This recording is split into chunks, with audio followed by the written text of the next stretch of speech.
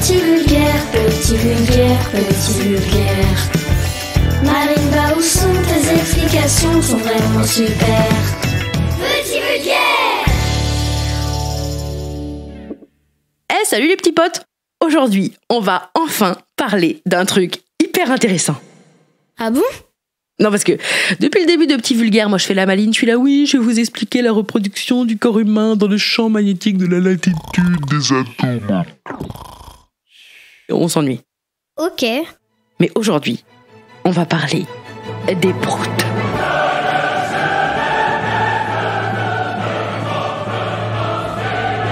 Oui, je sais, c'est trop bien, on va enfin parler de ma passion. Oh la honte. On va parler de ça, de ça, de ça, ou encore de ça. Et même de ça. Je suis trop contente. Trop cool. Alors en vrai, moi je m'y connaissais un peu en prout, hein, on va pas se mentir, c'était un peu ma spécialité. Mais je connaissais pas l'histoire du prout. Du coup, pour le savoir, j'ai regardé sur internet et je vais t'expliquer ce que j'ai compris.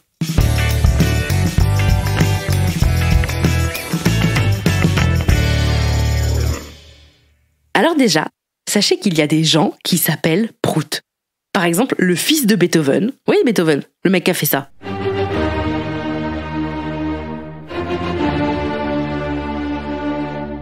Et ben en vrai, il a appelé son fils Prout. Non. Je vous assure, c'est vrai. Ça veut donc dire qu'il a fait ça. Mais aussi ça.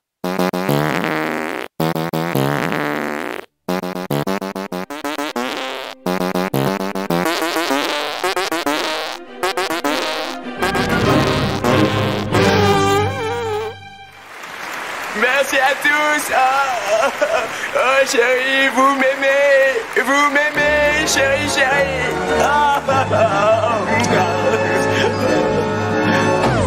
Je vous assure que c'est vrai. Oh la honte. Il y a aussi une rivière en Suisse qui s'appelle le Prout. Donc il y a des gens qui naviguent sur le Prout. Le niveau de la rivière, la Prout, s'est élevé de 5 mètres en quelques heures. Et j'ai même trouvé une école aux États-Unis qui s'appelle la Prout School, l'école Prout. Donc j'imagine évidemment qu'il y a une fanfare dans cette école, la fameuse fanfare de Prout. Ça me fait rire à chaque fois. Alors évidemment, j'ai pas trouvé d'extrait sur YouTube, mais à mon avis, la fanfare de Prout, ça doit donner ça.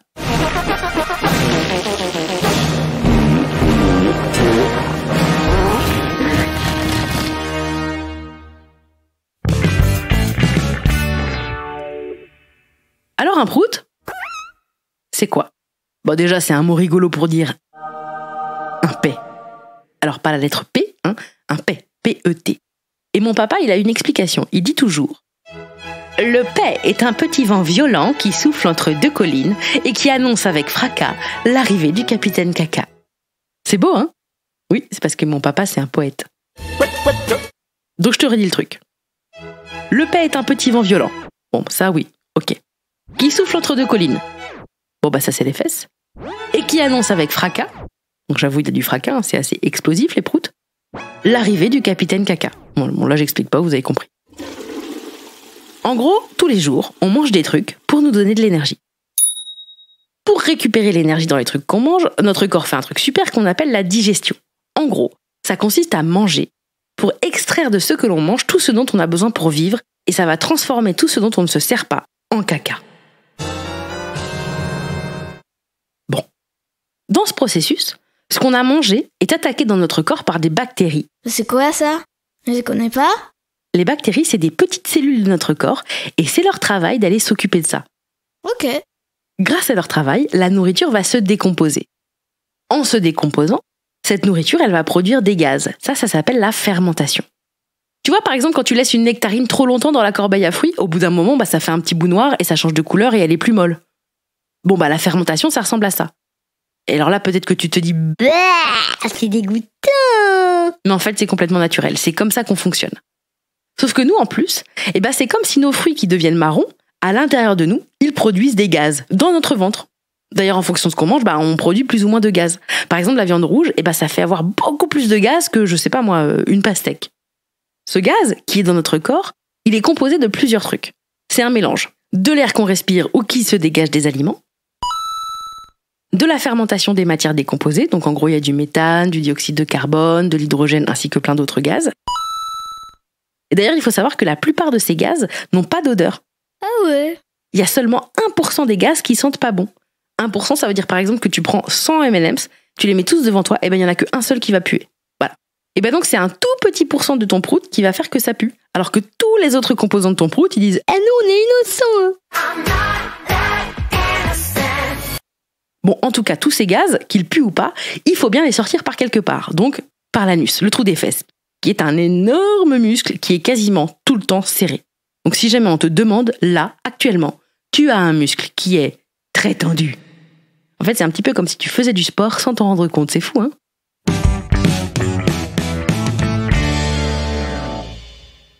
Mais maintenant, il s'agit de répondre à une question essentielle. Qui pète? Eh ben, je vais te répondre tout simplement. Tout le monde. Tout le monde pète. Tu vois ta maîtresse de CP? Elle pète. Ta mamie? Elle pète. La personne dont tu es amoureux ou amoureuse? Elle pète. Emmanuel Macron? Il pète. Manu, il pète tout le temps. C'est un gros péteur, Manu. Hein. Nico Saliagas? Énorme péteur. Slimane Evita? Attends, des fois, il pète en chœur. Ça fait une très jolie harmonie. Mais il pète. Moi, quand j'étais petite, ma tata, elle me disait « Moi, mais je ne pète jamais. » Et moi, je la croyais. Mais c'est faux. Tout le monde pète, même ma tata. Alors, parfois, on pète, mais ça s'entend pas. Il y a un mot technique pour ça. Ça s'appelle une vesse. Alors, c'est presque le mot fesse, mais là, c'est juste vesse. Parfois aussi, on pète, mais ça sent pas. Alors là, j'ai pas trouvé de mot pour ça. Mais en revanche, je sais que quand on pète et que ça sent pas, mon papa, il dit que ça sert à rien de péter du coup. Mais j'avoue que c'est quand même bien pratique. Bon, en tout cas, si péter ça fait du bruit, c'est pas parce que ça explose. C'est à cause de la pression de l'air qu'il y a à la sortie du prout. J'ai lu dans Le Journal des femmes, qui est une sorte de blog sur Internet, eh bien j'ai lu que, je cite, « Si la pression de l'air à la sortie est très faible, le pet sera silencieux. Quand on pète, la peau autour de l'anus vibre, ce qui fait vibrer l'air et produit donc un son. Ce son peut être plus ou moins grave. En fait, plus les muscles de l'anus sont tendus, plus l'anus vibre vite et plus le son produit est aigu. Donc en gros, si tu fais un petit prout très aigu comme ça, c'est parce que tu avais bien serré tes muscles. Par contre, si tu fais un gros prout comme ça, c'est que là, tu avais détendu tes muscles. Voilà. Vous êtes parfaitement détendu. Détendu. Vous êtes détendu. Oh. Donc quand on te dit « Ah, t'as pété ou quoi ?» tu peux répondre « Je préfère dire que mon anus a vibré. Merci. » Ça fera chic. Mais combien de fois on pète par jour? Eh ben, ça dépend des gens. Chaque jour, l'humain pète entre 11 fois et 25 fois en moyenne. Mais ça peut être plus et puis ça peut être moins. C'est le principe de la moyenne. Et parfois, on entend un prout, mais ça sent pas tout de suite. Mais ça, c'est parce que le pet voyage à une vitesse moyenne de 11 km/h. Donc, quand tu prends le TGV, sache que tu vas 2090 fois plus vite qu'un prout. Donc, ça sent après. Parce que le prout, il prend son temps d'arriver jusqu'à ton nez. Ça craint. Alors, autre question, très importante, à quoi ça sert de péter? Eh ben déjà, ça sert que c'est rigolo. C'est rigolo. Ça suffit. Mais aussi, c'est très important parce que ça veut dire que ton organisme, ton corps, fonctionne bien. C'est très naturel de péter, de lâcher une petite caisse, de claquer une petite braise. De soulever une fesse, de dégazer, de marcher sur une grenouille, de défalquer, de souffler la tramontane, de louffer, d'activer les propulseurs, d'ouvrir les vannes, de se faire siffler l'embouchure. Merci Romain. Oh, de rien, si je peux rendre service. En plus, c'est pour la bonne cause. Ok. Si tu ne pètes pas, c'est que quelque chose ne va pas et il faut aller voir un médecin. Si tu pètes énormément aussi. Et puis après, il y a des gens qui n'aiment pas trop péter en public. Moi, par exemple, j'aime pas trop. Mais c'est normal, on apprend à se tenir. Imagine la tête de ton parent si tu pétais devant tout le monde en plein pendant la kermesse.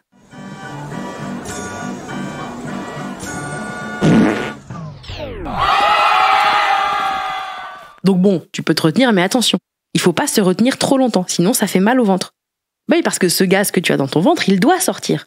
En fait, un prout, c'est un peu comme une célébrité qui est à Fort Boyard. Elle est coincée dans une pièce, mais à un moment, il y a tous ses potes dehors qui lui font « Sors ! Sors !» Donc ce qu'il faut retenir, c'est que si tu pètes, c'est que tout va bien. Chouette! Alors là, tout de suite, avec mon frère Romain, on vient de te dire plein d'expressions pour parler des proutes, qu'on appelle aussi des flatulences. Mais moi, je préfère dire des flatus, des perlouses et des vins. Moi, ma préférée, ça reste les proutes. Et si ça s'appelle les proutes, c'est parce qu'il y avait un scientifique qui travaillait sur le sujet des pets. Et ce monsieur, il s'appelait Monsieur William Prout. Hein? Et c'est resté. Le prout est même devenu une unité de mesure qu'on n'utilise plus et qui d'ailleurs ne mesurait pas du tout les proutes, mais bon, il avait donné son nom à ça. Donc il y avait des scientifiques qui disaient J'ai mesuré, ça fait 8 proutes et demi. Vraiment. C'est génial. Sache qu'en français on dit prout, mais en anglais on dit fart, en espagnol, pedo, en japonais. onara. C'est trop bien, on peut péter dans toutes les langues. Et d'ailleurs, en faisant mes petites recherches, j'ai appris plein de choses trop rigolotes sur les proutes. Ah bon? Et ben par exemple, la température moyenne d'un pet, c'est de 37 degrés, comme l'intérieur du corps. Ah bah ça, je savais pas. Autre truc, c'est qu'il y a un monsieur anglais qui s'appelle Bernard Clemens. Et ben il a remporté le record du pet le plus long qui a duré. Attends, je te fais un quiz. Réponse A, 30 secondes. Réponse B, 1 minute 12. Réponse C, 2 minutes 42. Ou réponse D, 8 minutes 02. Alors, selon toi, c'est 30 secondes, 1 minute 12, 2,42 ou 8 minutes 02. Réponse A, B, C ou D. Et la bonne réponse, c'est la réponse C.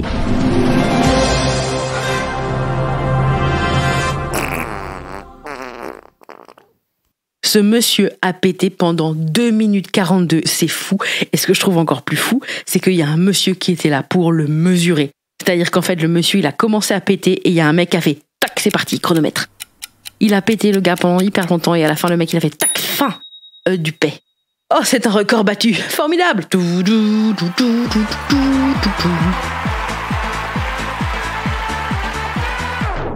J'en ai parlé avec une de mes copines, elle m'a dit qu'elle, son record, c'était 17 secondes. C'est long, 17 secondes. Ah! Pour terminer, sachez qu'en Chine, il existe un métier incroyable. C'est le métier de renifleur de paix. C'est un vrai métier. Ils sont super bien payés, en fait, les renifleurs de paix. Leur travail, c'est de sentir les paix et de deviner la maladie des gens. Voilà, c'est payé en moyenne $50 000 par mois. C'est beaucoup d'argent quand même pour sentir des proutes. Peut-être que si jamais tu croises un conseiller d'orientation, tu pourras lui parler de ce métier. Oh la honte! En tout cas, voilà. Ça, c'était les proutes, mais un petit vulgaire. J'espère que ça t'a plu. Moi, j'ai adoré. Cet épisode de Petit Vulgaire a été écrit beaucoup par Quentin Thiriot et un peu par moi. Je m'appelle Marine Baousson. Il a été monté par Marine Quinson, mixé et mis en musique par mon petit frère Romain Baousson. Ça a été produit par Marine Baousson, c'est toujours moi, pour Studio Brune. Les petites voix sont celles de Jeannette et Elisa. Et enfin, le graphisme et les illustrations sont de la fabuleuse Juliette Poney. Si tu as aimé cet épisode, n'hésite pas à en parler à tous tes potes, à lui mettre plein d'étoiles et de commentaires sur Apple Podcast, Podcast Addict, Spotify, Kiku et toutes tes plateformes de podcast préférées. Et surtout, n'oublie pas de bien te laver les dents tous les jours, c'est hyper important. Gros bisous et merci. Bisous. Bisous.